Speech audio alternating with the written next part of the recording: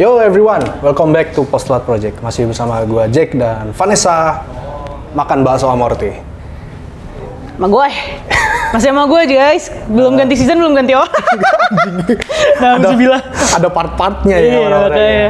Kampret banget.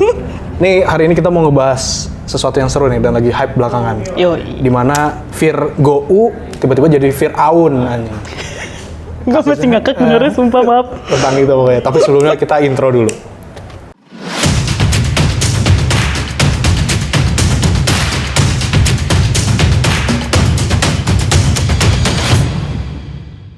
Ya, gitu intronya.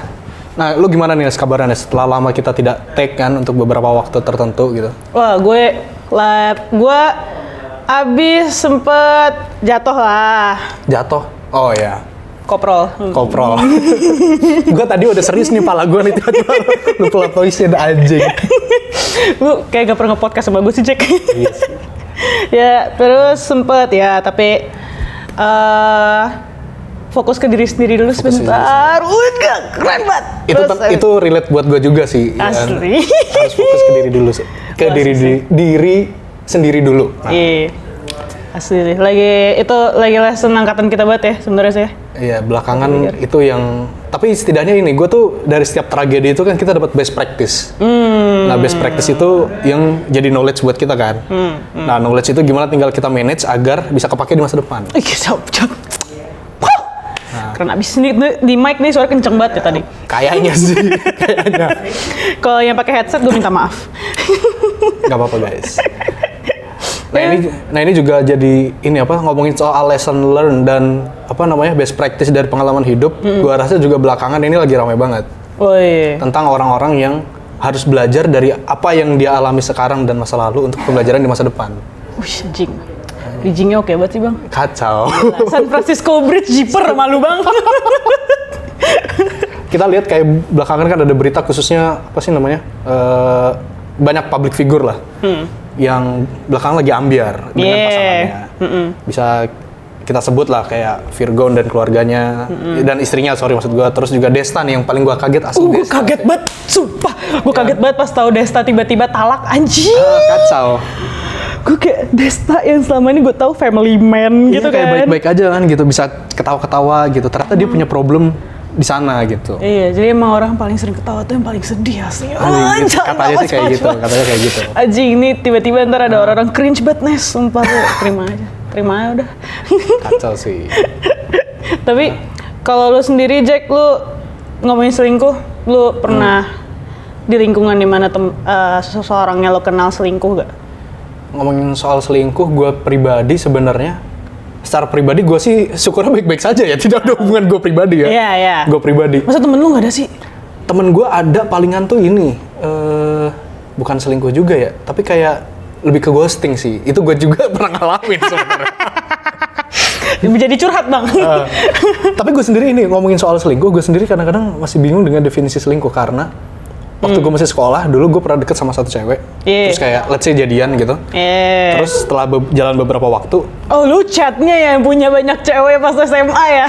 Kagak. Tapi pas gue sekolah ini, gitu, pas gue SMP atau SMA gitu. Tiba-tiba ada satu momen kita tuh hening bareng gitu. Kayak tidak ada chattingan, tidak ada teleponan gitu. Terus tiba-tiba di tengah keheningan itu, gue jadian sama cewek lain. Lu tai sih. Tuh karma lu, Jack. Tuh karma lu tuh. Kagak, itu termasuk selingkuh gak sih? Gimana ya? Zaman SMA sih ya. Zaman SMA soalnya. Tapi kalau misalnya zaman sekarang kalau lu gituin lu anggapnya selingkuh atau enggak? Iya. Ya udah. Dan mantan gue itu pun bilang gue selingkuh. Oke. Tapi gue menganggap kayak, oh ini kayak kita udah dieman selama 2-3 bulan, kayaknya udahan ya. Mungkin udahan tuh ini gitu. Oh. Jadi gue tidak mengerti definisinya saat itu. Iya. Putus itu gimana, selingkuh itu gimana, gue tuh tidak ngerti definisinya. Jadi ketika kayak diem-dieman gitu, oh ya udah gue cabut lah gitu anjir. Iya anjing. Nanti kok kita kelamaan bahas cinta-cinta, ntar kita ngalahin podcast sebelah. Duh maaf ya, tadi sensor kan. Iya sih, gak apa-apa. Tapi kalau lu sendiri gimana? Gue ada lagi temen Gimana tuh, kayak cerita temen gue selingkuh tuh kayak seru banget tapi si cuy julitin deh. Nah itulah mengapa cerita-cerita seperti ini emang ramai diperbincangkan di sosial media. Gue tuh kayak kan kalau gue sama teman-teman gue kayak, guys, I have some tea. Siapaan? Tehnya apaan? Anget atau enggak?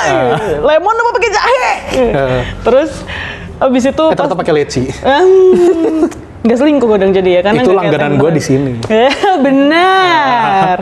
Ini di tomografi sini. Iya. PW banget guys. Kayak banget, lu bisa lah nongkrong-nongkrong You can sini. not only you can have tea, but you can have the best coffee in the area and etc. Kisik. Jembatan Siti Nurbaya ini jiper sama gue.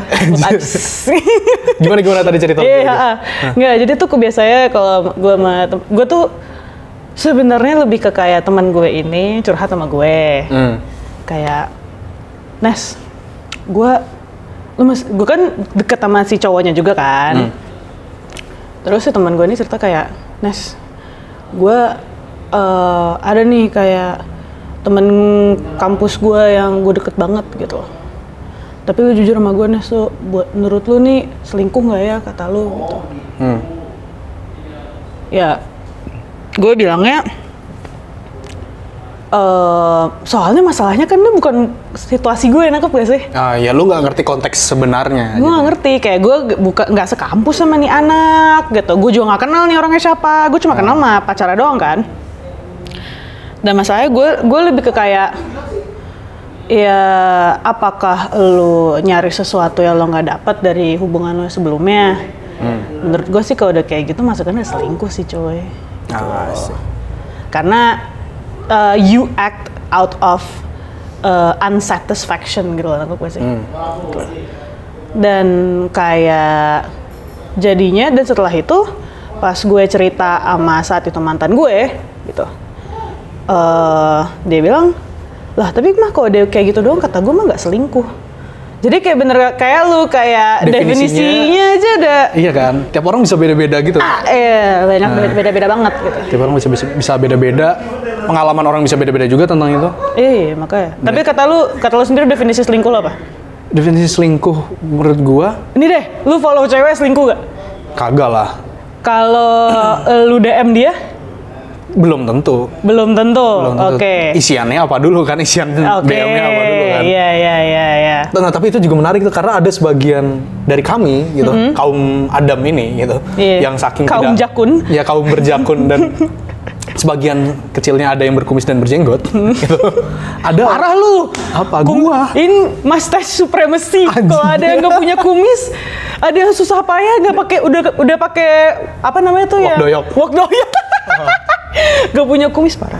Kagak, maksud gue ada sebagian dari laki-laki ini yang kayak saking takutnya dia termasuk selingkuh apa enggak, nge-DM cewek tuh takut gitu. Bahkan kayak teman kita waktu kuliahan tuh ada juga yang tugas nih sama cewek gitu, itu harus bikin grup dulu, jadi nggak masuk PM, nggak masuk private message gitu. Kenal nggak gue orangnya? Kenal. Oke, ntar aja, ntar gosipnya ntar. Oke, terus.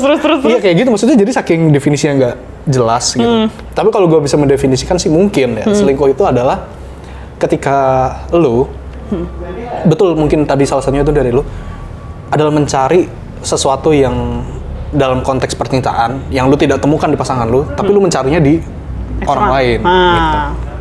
Paham. Kayak gitu sih. Bear in mind kita bukan psikolog ya guys. Enggak, kita bukan. Itu ababil kita aja. Iya, ini sotonya kita Analisa aja. gembel kita aja. Yang penting sotoy aja dulu, bener mah belakangan. Betul. Yang penting ngomong dulu, emang namanya juga podcast. Haters dulu aja. Mau ngomongin haters dulu lagi. Nah, tar. Iya sih, tapi kalau menurut lo personal, Jack, kenapa gosip-gosip tentang selingkuh tuh seru banget sih bahas, padahal urusan orang. Emang ya. Padahal kita kan ini ya, kayak itu kan privasi orang sebenarnya. Iya. Somewhere itu privasi orang. Emang. Tapi terkadang dia jadi public issue. Iya makanya. Tapi kayak bisa satu sekolah tahu gue sih ini selingkuh gitu. Kan. apalagi kalau lu misalkan public figure gitu, kayak itu kan jadi public issue banget kan. Iya, maksudnya kayak maaf aja itu kan keluarga dia, ngapain lo ngurusin gitu. Itu dia. Tapi kalau menurut lu kenapa, Cek? Menurut gua kenapa? Karena memang budaya kita sih. Teman kita tuh ada yang punya skripsi judulnya tuh yang transfer informasi lewat tukang sayur, kalau lu tahu. Kalau sumpah gue kalau diizinkan sama pemilik skripsinya gue taruh nih dia di sini bawah sini.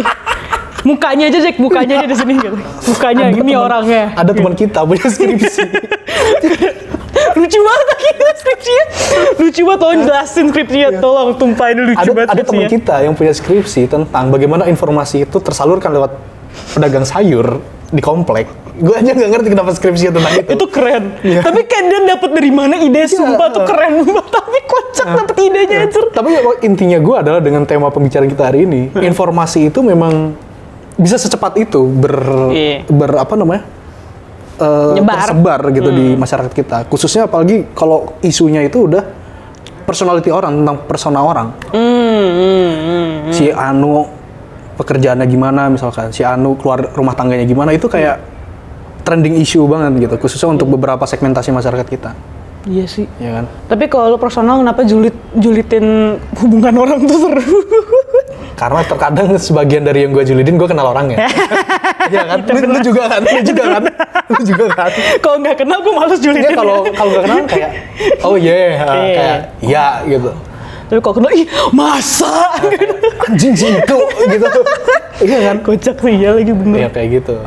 Tapi kalau lu sendiri kenapa? Lu sendiri pernah nggak? Seberapa sering lu ngejulidin soal seseorang itu selingkuh atau enggak gitu? Aduh, kayaknya julid tuh kayak tiap hari gak sih? Apalagi circle-nya Nesa kalau lu tahu orang-orangnya. Seru banget sih julid. Seru banget. Ini mah gue mengaku kalau gue suka julid ya. Nggak, tapi kalau kata gue mungkin lebih ke kayak, kalau boleh kasar ya, karena bukan masalah kita. Iya, karena bukan masalah kita juga. Karena masalah orang. Kalau masalah kita mah kita pusing. Kalau masalah orang jadinya kayak enak karena it's not something that is happening around us. Jadi lebih enak buat lu berkacamata eagle eye view gitu loh, yang kayak misalnya drone view gitu loh. Lu enak kayak, ini kan dia selingkuh, gara-gara sini juga selingkuh gitu misalnya kan. Atau kayak masa-masa dia kemarin setan doang sama si dia gitu. Ih parah banget. itu gue jadi inget ini apa, salah satu produknya Seni Kanji ini yang kaosnya lagi gue pakai. Seni Kanji, dia tuh punya ada satu artworknya, dia tuh gini, seberat-beratnya masalahmu itu bukan masalah saya. Itu benar. Please kalau ada kaosnya di sini nih. Iya. Ada kaosnya, tutupin muka gue terima. Ya. Ada tuh kayak gitu tulisannya, seberat-berat masalah Anda bukan itu masalah bukan saya. masalah saya. Itu bener lagi tapi bener masalahnya karena menurut gue tuh kenapa julid tuh seru tuh kayak, first of all it's not our problem, second of all kedua kayak secara nggak langsung orang merasa oh gue bisa mengambil itu sebagai pelajaran karena itu bukan masalah gue gitu, ntar gue bisa ambil sebagai pelajaran nantinya gitu. Atau ketiga, there's this like, tapi ini bagiannya agak kontroversial opini gue yang ini, there's this kayak ada rasa di mana lu kayak salah nih, ini karena salah, harusnya tidak seperti ini gitu. Ada rasa menghakimi. Mungkin menghakimi kali ya, sok pahlawan gitu loh mungkin ya kalau mau kasar. Makanya gue bilang kontroversial kan. Because karena ini nggak berlaku di semua konteks gitu. Cuman ada beberapa orang yang berakhir dengan julid, jadinya julidnya yang kayak ya nih ini bego ya. Parah banget gitu. Ya kalau emang ngerasa bego, lo kenapa nggak bilang sama orang kalau itu bego, nangkep gak sih? Kenapa ngomongin di belakang? Kalau itu kan menurut gue udah jadi sok pahlawan kan. Kalau kayak gitu. Tapi hot shot, kontroversi memang betul. Sepakat gue. Dan itu mungkin menjadi masalah kita juga, bukan masalah ya, tapi karena budaya kita nih, khususnya orang-orang timur itu kan budaya lisan itu lebih kuat daripada budaya tulisan. Iya benar. Itu juga mungkin salah satunya alasan kenapa dulu tuh orang-orang kita tuh waktu zaman kemerdekaan dulu tuh katanya lebih well informed itu kan dengan cara orang tuh berpidato gitu katanya, ketimbang dengan tulisan. Ya tulisan salah satunya yang memboost, tapi pidato tuh lebih kena dampaknya gitu. Emang. Nah salah satunya juga ini, julid itu kan kebanyakan lewat apa sih medianya tuh? Lewat infotainment, TV gitu kan. Kabar burung, mulut orang gitu kan. Ya kita lebih mudah menerima informasinya tuh dengan itu memang. Dengan budaya lisan kita yang super duper kuat ini. Emang. Orang tuh suka cerita, tapi orang nggak suka nulis cerita. Nah iya. Padahal terkadang ketika kita menuliskan itu jadi karya seni yang lain. Emang, kalau misalnya kayak, kalau jadiin konten gitu, itu jadi seni kan. Jadi seni. Tanda kutip sebuah seni itu up to debate itu, panjangnya gitu, konten apakah sebuah seni atau enggak gitu. Tapi kalau misalnya diaplikasikan menjadi suatu hal yang lain, jadi yang entertaining kan ya udah jadi biasa kan ujung-ujungnya di meme gitu kan. Nah tapi kalau gue ngelihatnya emang ada salah satu dosen kita, saya pakai Sep dulu juga kan, pernah ngomong kita tuh suka cerita tapi kita nggak suka nulisnya. Nah itu betul. Bener lisan gitu lebih kenceng daripada tulisan. Padahal kalau misalkan cerita itu misalkan dapat dibukukan gitu, itu jadi seni yang lain, novel. Iya. Kayak gitu kan. Tapi masalahnya Jack, maaf aja, gue bakal jujur ya. Kalau misalnya cerita temen gue ini drama banget cuy. Sumpah drama banget sumpah. Tapi masalahnya gue kayak nggak bakal tertarik baca di novel, aku gak sih? Tinggal gimana diolahnya. Kan ketika itu dituliskan pasti ada post production ya kan. Oh gitu. Iya kan, kayak bumbu sana sini, terus diedit gimana caranya itu lebih menarik gitu. Kayak gitu pasti ada yang baca. Iya sih, bener sih. Tapi kayak atau kalau misalnya mungkin satu contohnya mungkin bukan cuma tulisan kali ya, mungkin misalnya jadiin teater ya. Teater. Jadi apa misalnya jadi web series. Web series. Gitu-gitu. Kan jadi the kind of art yang lebih punya value gitu. Iya, kayak Malam Minggu Miko. Malam Minggu Miko. Anjir lo tau gue udah 3 kali tamat Malam Minggu Miko dari awal sampai akhir. Gue nonton di YouTube-nya. Gue paling suka season 1 sama 2 sih. Season 1 emang the best, anjir. Yes, parah itu. Season 1 the best. Kayak bego, mukanya tuh nangkep banget, kayak dapet banget begonya gitu. Kala itu Radit masih bener-bener pure seorang Radit. Iya, benar. Belum jadi public figure soalnya. Belum jadi public figure, masih bener-bener Radit yang dia terkenal karena bukunya gitu. Iya, karena blognya dulu. Blognya, Kambing Jantan. Gue dulu koleksi lo komik Kambing Jantan. Anjir, lu ada komiknya? Tapi kalau misalnya gue boleh nanya nih, mumpung kita lagi bahas selingkuh lagi nih. Kalau kita boleh main dokter cinta dulu bentar gitu kan. Padahal gue problematik soal cinta. Padahal tiap bentar gue curhat, Jack, kenapa ya? Gue galau sama si Anu. Udah kelar nih, masalah udah kelar. Galau sama si Anu. Anda kalau nonton, enggak. Biar ada cloud dikit ya, ada clickbait dikit ya. Anda kalau nonton, kurang ajar kan. Seorang podcaster ini menggunakan podcastnya untuk bahas dendam kepada mantannya gitu kan, biar clickbait dikit. Itu keren sih. Kocak. Balas dendam dengan karya gitu. Kalau gue curhatnya kayak gue abis berantem lagi, Jack. Iya. Gue lagi ada masalah gak bisa diganggu dulu. Iya, Jack, gue kayak gak mau ngapa-ngapain dulu, gue kesel sama hidup gitu. Nah terus tapi kalau lo sendiri, kalau kita nggak bahas, kalau kita main dokter cinta bentar nih ya, katanya kenapa orang selingkuh dah? Nah ini, kenapa orang selingkuh? Kenapa ya? Kalau dari apa yang sudah terjadi belakangan, sepertinya sih ini problemnya banyak. Problemnya bisa jadi antara demand dan supply kalau gue pakai pendekatan itu ya. Ada yang karena emang demand, jadi kayak si pelakunya itu dia mencari orang gitu. Tapi ada juga yang demandnya, nggak bisa dipungkiri juga. Ada orang yang kemarin gue kalau nggak salah lihat cuplikan di Instagram itu yang video podcastnya siapa? Yang pembasket itu. Siapa namanya? LeBron. Denny Sumargo. Oh ya, oke. Denny Sumargo itu ada emang perempuan gitu, konteksnya kalau misalnya selingkuhnya laki-laki ya. Itu dia bilang, ya gue emang lebih seneng sama laki-laki yang memang udah punya suami. Gitu. Karena katanya lebih kebapaan katanya gitu, lebih bisa ngasih afeksi kayak gitu. Itu kan dari sisi demand-nya kan berarti dari sisi demand-nya berarti ada kan. Kayak ayo dong datang gitu selingkuhi. Jadikan aku selingkuhanmu. Ada yang kayak gitu kan. Tapi supply-nya juga ada. Nah, supply-nya ini bisa bervariasi. Coba gitu. maksudnya elaborasikan maksudnya. Iya, supply-nya kayak misalkan ya tadi gue mencari sesuatu apa yang tidak ada di pasangan gue in term of love relationship gitu. Kayak gitu. Terus ada juga mungkin yang memang kebanyakan duit kali. Bingung duitnya mau diapain ya? Gue cari biduan aja kali. Cari biduan buat disawer tiap malam. Iya kan? Iya sih, aduh anjir. Kalau lu sendiri gimana dari pengalaman lu nih yang banyak julidin orang soal itu?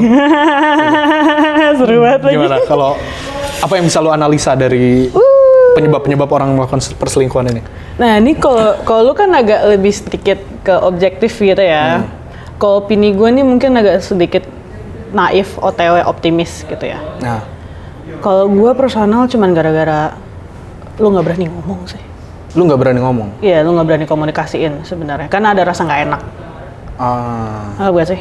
Komunikasi lagi. Komunikasi kalau menurut gue, karena gini, kalau gue personal, ada teman gue yang bilang kalau cowoknya ini udah berjanji sama temen gue ini, kalau misalnya gue tertarik sama cewek siapapun itu, mau gue tertarik gimana atau gimana gitu.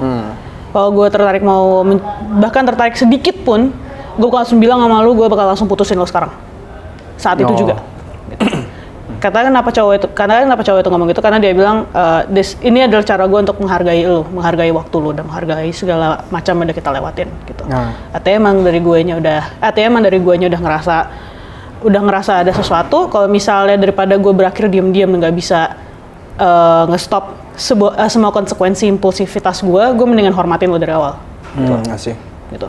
Dan kayak, jadi menurut gue tuh kayak itu justru jadi motivasi kayak, aduh gue bosen lagi, kalau gue mau cari cewek gue tuh harus putus dulu nih, dan maaf aja biasanya kan lu bakal lebih males putus daripada nyari cewek, nangkep gak sih? Betul, karena drama yang dihadapinya. Iya, kayak turbulensi emosi lah gitu. Dan itu menurut gue kayak that's actually when I heard that, darn, that's actually pretty awesome gitu kan. Because that's his way of problem solving gitu. And dan kayak mitigasi. Emang anaknya bencana banget sih ya, Emang hidup gue banyak bencananya. My life is a disaster. Aduh, tanda gue ntar kayak depresi 10 detik lo. Oke dah. Nah, terus tapi maksudnya kayak itu kan artinya dia caranya kayak, oh, if I somehow fuck up, is there a way for me to like kayak exit plan-nya ya? Iya, kayak apakah ada plan gue jaga-jaga kalau gue fuck up gitu.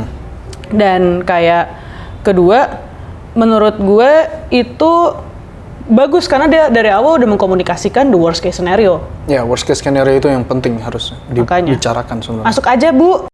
Nah, terus kalau menurut gue kenapa hal itu gue ambil contoh sebagai itu orang yang gak berani komunikasi gitu, karena orang itu mau ngebahas worst case scenario loh, gitu loh. Dan kalau misalnya lu bisa ngomongin the elephant in the room, kalau lu berani ngomong hal yang kayak fakta yang tersirat tapi lu nggak berani, tapi akhirnya lu bisa utarakan, itu kan jadinya lu bisa menyelesaikan problem dengan enak, tau gak sih? Gitu loh. Lebih soft landing. Ya, nggak kayak jeblak gitu, nggak kayak gitu kan. Nah, dan kalau menurut gue, jadinya nyambungnya ke kedua, gitu, karena dia nggak berani komunikasi, karena salah satu pihak ini nggak ada yang berani memulai komunikasi, entah yang selingkuh atau yang jadi korban atau gimana gitu, atau yang pelakornya bahkan gitu. Ya udah, jadinya lu stuck di this game of justifying yourself kind of thing. The thing is, maaf bahasa Inggris dikit ya. I'm not saying that your feelings are not valid, but more like you are responsible for your behavior. Betul. Gitu loh. Dan masalahnya ketika lu udah komitmen sama orang, ada hati orang lain yang harus lu jaga. Iya. Bukan hanya hati lu. Benar. Iya kan? Jadi responsibel bukan perilaku lo doang, lo juga harus menghargai si orang yang lo anggap sebagai partner lo di sini, gitu loh. Perasaan orang itu. Iya, kayak bahkan sesederhana lo bilangnya kayak, gue jujur ya gue ngeliat lo bukan kayak partner lo, gue cuma ngeliat lo sebagai seseorang yang gue pulang, kalau misalnya gue lagi bingung atau gimana, gue bakal ke lo. Gitu. Itu kan jadinya orang tuh kebayang kayak, oh ini lo ngeliat gue tuh begini ya. Karena ada juga tipe-tipe orang yang pacaran tuh kayak, ya gue maunya have fun aja sama lu. Betul, ada yang kayak gitu. Gue nggak mau lu tahu jelek-jeleknya gue cuma pengen ngerasain have fun-nya karena gue ngerasa hubungan kita adalah gue mencoba kabur dari hal-hal yang jelek dari hidup gue. Gitu. Tapi ada juga tipe orang pacaran yang kayak, enggak, justru through thick and thin. Kalau gue ngerasa sedih, gue bakal share sama lu. Kalau gue ngerasa seneng, gue juga share sama lu. Gitu. Dan menurut gue butuh komunikasi kan untuk dapat style pacaran yang tepat ini. Tapi ini Nes, ngomongin soal adanya pelakor orang kedua dan ketika lu punya perasaan ke orang lain, lu harus mengkomunikasikan ke pasangan lu. Ada orang yang bilang kayak gini, ketika lu punya partner dan lu harus menjaga perasaan partner lu, dan ketika tiba-tiba ada orang ketiga datang dan lu merasa punya perasaan dengan dia, pilihlah yang kedua. Ya. Karena kalau lu misalkan emang benar-benar dengan yang pertama, lu nggak akan punya perasaan juga dengan orang yang ketiga itu. Itu lu sepakat nggak dengan pernyataan itu? Yes and no. Why? Menurut gue kenapa iya dan enggak? Karena gue malas jawab. Anjing. Enggak. Iya. Nesa! Hanya Nesa yang jawabannya kayak gitu. Enggak kayak nggak berlaku bisa berlaku untuk beberapa orang tapi tidak berarti berlaku untuk semua orang. It's not like a one size fit all kind of thing gitu. Karena bisa jadi orang ketiga ini muncul karena lu cuman pengen kaburnya doang. Nah, gak sih? Lu misalnya nih, yang kasus paling gue sering dengar kalau misalnya dari pergosipan gue gitu. Nah, dari tongkrongan Nesa nih, fresh from the oven anjir. Gitu. Paling sering tuh orang berakhir, ada orang ketiga tuh karena kayak gue pusing banget sama pacaran gue sekarang, kita berada di situasi dan kondisi yang sangat gak enak dan itu not necessarily dari internal, cuman kayak misalnya masalah eksternal yang bikin keduanya jadi pusing gitu. Terus si A ini jadinya kayak gue capek kalau ketemu si ini orang, gue juga ikutan pusing, dia juga lagi nggak di situasi yang enak, ya gue jadinya cari kabur gue sementara gitu loh. Iya. Dan kayak kalau misalnya di film-film gitu, yang kejadiannya kayak misalnya kayak there's a mother in career yang kayak dia pergi keluar dinas, terus dia udah hampir cerai, terus habis itu dia kayak one night stand doang bentar, habis itu dia pulang terus dia mengubur rasa bersalahnya seumur hidup, kayak gitu-gitu. Karena secara teknis itu dianggap selingkuh kan? Betul. Gitu. Secara teknis karena dia tadi ngelakuin itu dengan orang lain. Iya, tapi kan apakah lu bisa bilang kalau si istri ini artinya benci sama suaminya? Nggak gitu kan? Iya. Saat itu dia saat itu dia lagi tidak berada di posisi yang logis. Let's be honest, kita paling cuma 70% doang logis nggak sih? Iya. Sisanya emosi semua, dan kadang-kadang logis dan emosi ini tuh dia naik turun porsinya. Iya, kadang-kadang nggak logis dan nggak masuk emosi pun juga ada gitu. Itu bertengkar aja di kepala dia tuh. Jadi menurut gue tuh nggak apply sih Jack. Tapi kalau gimana? Menurut gue sih, gue percaya dalam satu hubungan itu harusnya ya idealnya ketika lo udah komitmen, apapun itu bentuk komitmennya, apalagi kalau udah serius banget sampai ke konteks pernikahan gitu. Orang yang benar-benar komitmen di hubungan itu, segoyah apapun kapalnya, sebocor apapun kapalnya, dia tidak akan meninggalkan kapal itu. Tapi ini bukan soal kapal, anjay. Ini soal orang. Ini soal perasaan. Tapi intinya gitu, ya pas hubungan kan pasti ada naik turunnya kan. Ketika lo udah komitmen penuh, ya tinggal gimana caranya apapun yang terjadi dengan kapal itu, lo tidak keluar dari kapal itu. Kalau bisa malah misalkan kapal ini hancur, ya gue akan hancur dengan kapal itu juga kan ada. Itu kakek gue angkatan laut BTW, dia selalu cerita kalau kapten kapal itu kapal pesiar atau kapal tentara gitu ya. Misalkan kapalnya emang lagi dalam kondisi perang gitu, udah mau tenggelam, kapten kapal tuh dia bakal diem terus di kapalnya. Kru-krunya tuh dia suruh naik skoci keluar semua, tapi kapten kapal enggak. Ya kapal ini karam, ya gua juga akan ikut karam gitu. Jadi sekomitmen itu gitu. Itu buat gua, orang-orang bisa beda. Jadi lu tipenya kalau lagi Titanic, lu ikutan main musik sama si bandnya gitu. Pet. Sampai masuk ke anjir. Kocak, aduh Jack, lu jangan naik kapal ya. Jangan ya. Drum bandnya mana nih anjir gitu nih. Drum bandnya mana anjir. Ini cari bukan pelampung. Saksofon. Anjir. Atau nggak sulingnya put. Udah masuk air semua aja lu. Chaos. Tapi intinya itu kalau buat gue ya, kalau buat gue sih tadi sekeos apapun kondisinya, ketika udah komitmen, apalagi seserius itu, gue akan tetap ada di kapal itu sih.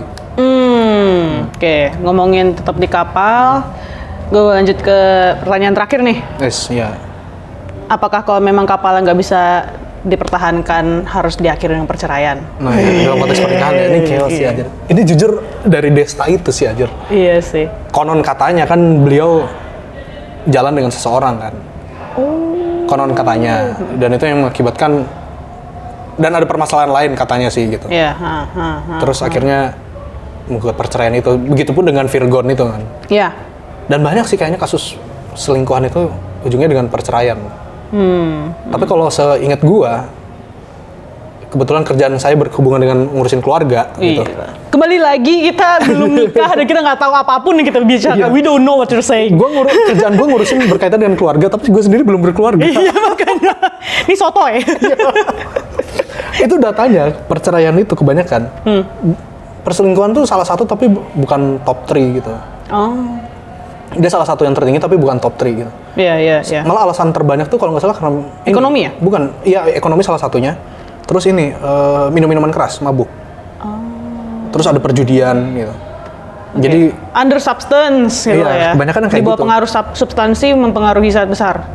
Jadi kayak kebanyakan tuh kalau nggak salah soal persoalan tuh kebanyakan tuh mabuk, terus judi. Jadi kalau dari persoalan kayaknya kebanyakan lakinya yang bertingkah sih anjir. Iya, bener sih anjir.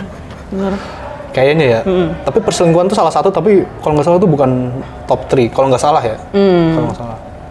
Ya masih top 20. Iya, tapi itu kalau dari sisi perceraiannya. Ya. Dari sisi perceraiannya, oh ternyata selingkuh tuh sebegitu dia ada banyak faktor ternyata.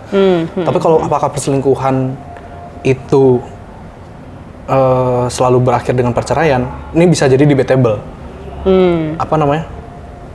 Banyak orang yang bilang ketika lu udah menghancurkan satu komitmen, lu nggak ada kesempatan kedua kan. Nah mungkin itu jalan keluarnya apa? Tapi nggak tahu menurut lu gimana, Nes? Susah nih cuy, kalau udah lanjut ke pernikahan ya. Karena kalau pernikahan tuh ngomongnya bukan hanya komitmen kepada masing-masing, tapi ngomonginnya komitmen kepada hal-hal yang sudah mereka tempuh. Betul, Misalnya, pada Tuhan juga. Pada Tuhan, kalau misalnya agama lu kenceng gitu. Iya. Kepada anak. Betul. Pada, maaf aja cicilan-cicilan yang mungkin lo belum putuskan ini pakai nama siapa gitu kan. Kalau kita, let's be fucking fair lah gitu ya. Pasti Gini itu ya. Iya, kayak ini pakai nama siapa dan itu pakai nama siapa, kayak ya udahlah kita udah dewasa, itu pasti udah jadi sebuah persoalan kok gitu. Iya betul. Dan menurut gue tuh gimana ya, masalahnya tuh ini kan kayak sebuah hal yang dinamikanya antara dua orang, tapi faktor pendukungnya terlalu banyak. Betul. Gitu. Jadi gue nggak bisa bilang bahwa perceraian itu adalah one size fit all juga gitu loh. Ya. Kayak mungkin ada beberapa yang jadinya kayak ya udah kita open relationship aja. Gitu. Karena gue tahu ada beberapa orang-orang generasi di atas kita yang memutuskan ya udah open relationship aja gitu. Walaupun mereka dalam ikatan pernikahan. Iya. Gitu. Ada yang kayak wah kita udah punya anak gini, ya udah lu terserah kalau lu punya cem-ceman lu sok, gue juga bakal punya cem-ceman gue gitu. Ya gue pernah lihat yang kayak gitu juga. Iya kayak gitu. Tapi kayak mereka tetap komit, kita punya anak, ini anak tetap kita jaga gitu. Tapi kalau kasus yang kayak gitu gue pernah dengar, kalau nggak salah tetangga gue di kampung tuh di Jogja. Ada yang mereka tuh kayak suami istri yang hobinya berantem dan kayaknya udah nggak bisa inilah gitu. Tapi mereka punya anak yang mereka sepakat kalau anaknya ini adalah tanggung jawab bersama dan harus dibesarin bareng-bareng gitu. Akhirnya ya udah kayak mereka gedein anaknya bareng, tapi waktu anaknya udah selesai kuliah udah kerja mereka emang cerai. Oh iya. Om gue sejujurnya juga gitu. Jadi kayak ya udah kita selesaiin, nih kita tahu ini tanggung jawab kita selesaiin, tanggung jawab kita selesai, bubar. Oh gitu. Iya. Om gue gitu tuh, persis. Jadi cerainya pas sepupu gue kuliah. Oh, karena dianggap udah dewasa ya? Iya, dan tapi kalau gue ngelihatnya mereka tetap bersahabat bahkan setelah bercerai pun. Oh gitu. Itu justru yang dewasa. Itu keren sih pas gue tahu juga ceritanya. Gue pernah lihat tweetnya cutting kita sebenarnya di Twitter tuh dia nulis, gue lupa lagi kata-katanya gimana, tapi kurang lebih adalah kedewasaan itu adalah ketika kita masih bisa minum bareng walaupun kita sebenarnya bermasalah, punya masalah gitu. Jadi oke, gue sama lo emang punya masalah, kita punya beda pendapat, tapi kalau kita nongkrong ya udah kita nongkrong aja gitu. Itu konsensus agree to disagree. Iya, agree to disagree. Jadi ya udah itu justru tingkat maturity seseorang tuh itu tingkat yang gokil sih menurut gue. Iya sih, susah banget kayak. Soalnya gue bayangin misalnya kayak kan ada banyak orang yang kayak mereka berusaha mencoba membangun hubungan kembali sama mantan ya. Gue kayaknya nggak semua mantan gue bisa kayak gitu sih.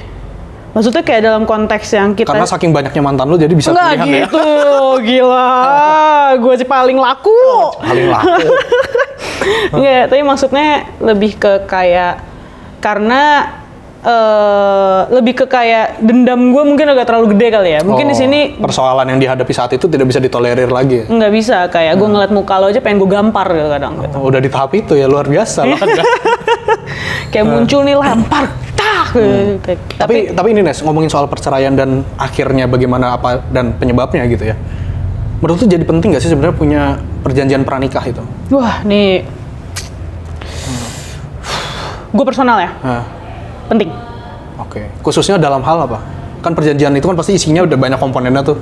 Paling utama ke pranikah itu paling udah dibicarain kalau misal if it doesn't work, pembagian responsibility-nya bagaimana?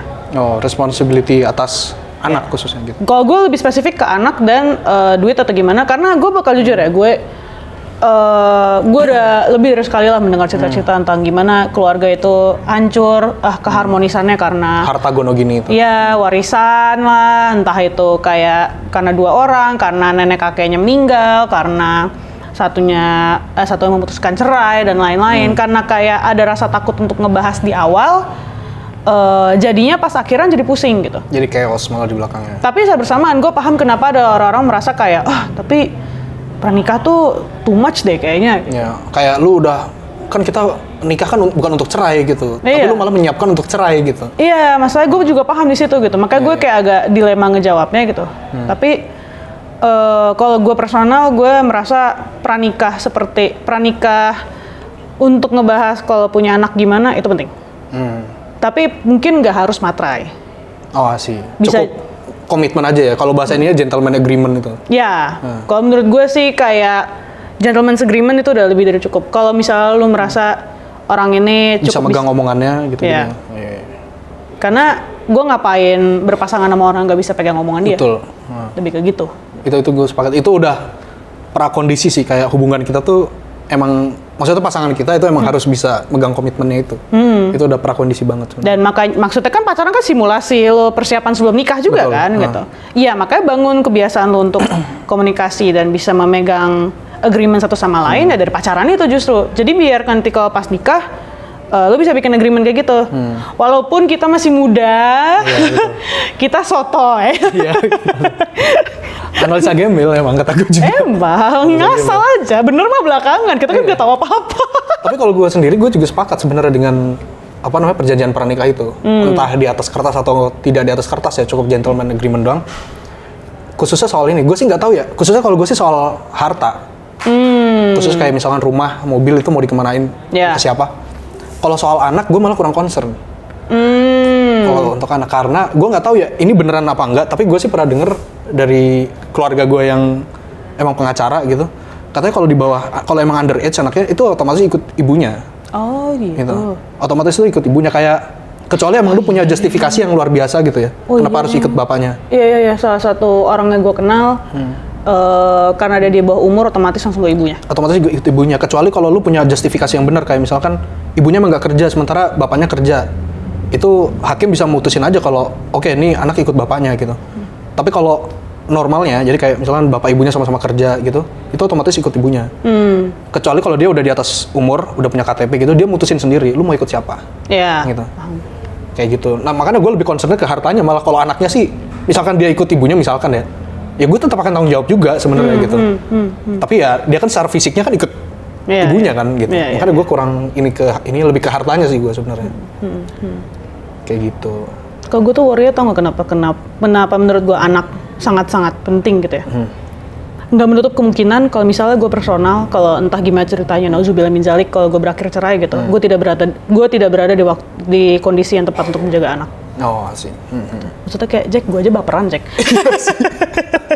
Sama gue juga.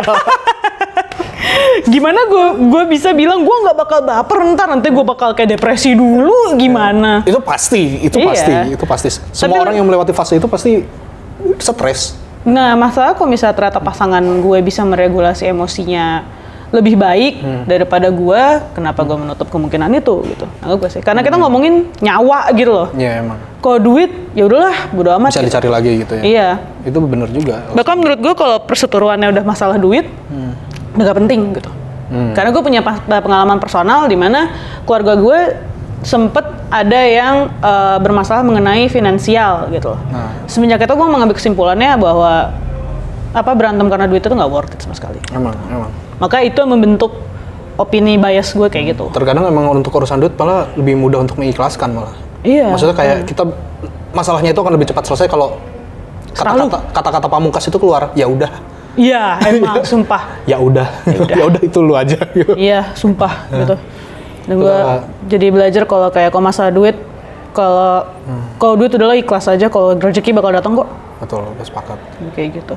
Pas banget kita ngobrol lama juga ya, ngebahasin hubungan orang. Parah.